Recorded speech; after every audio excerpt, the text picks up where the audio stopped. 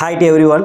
In this exercise, we are going to interface fire sensor or flame sensor with your Arduino UNO. This fire sensor is going to predict the presence of fire. Once the fire have been predicted, it automatically starts to blow the alarm that helps the near person to get alert about the fire incident. To implement this fire alarm automation system, we need a components of Arduino UNO, fire sensor, a buzzer, and to connect your sensors, we need a jumper wires. Let's attend to our practical approach. Here we are going to use a digital pin 4 to connect your flame sensor with your Arduino, and then 13 for a buzzer. And inside a setup, we have called our serial.begin to start your serial monitor to print your output, and then your sensor data pin number 4 is going to be act as a input, and your buzzer pin is going to be act as a output. And in your loop, we are going to check whether the flame sensor value is low or high. If the low means automatically the fire will be detected, and the corresponding buzzer which have been connected with the 13 pin number is going to blow for 2 seconds.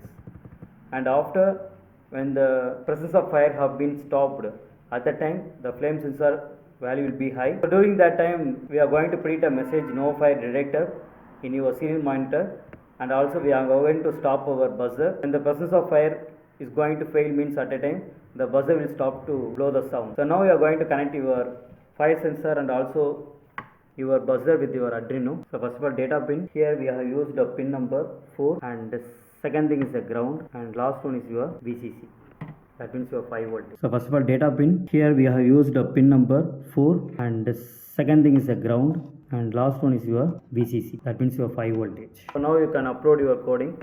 Just check your tool that the Arduino board should be connected, and then you can upload your coding. And also we are going to connect your buzzer with your Arduino, so number 13, and also your ground, your negative with your ground. So now we have connected our sensor and also your buzzer.